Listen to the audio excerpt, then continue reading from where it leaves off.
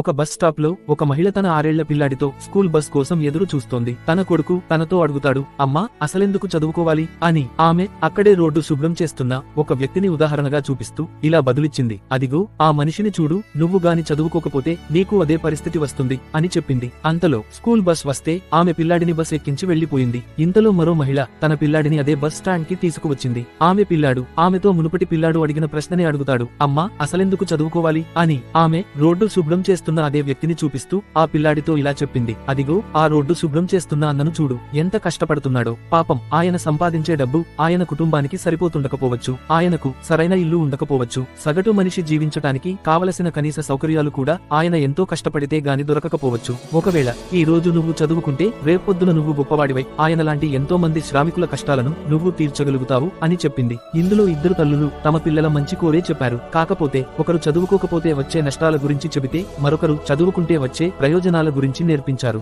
ఒకరు స్వార్థాన్ని నేర్పిస్తే మరొకరు సంస్కారాన్ని నేర్పించారు. Download ShareChat.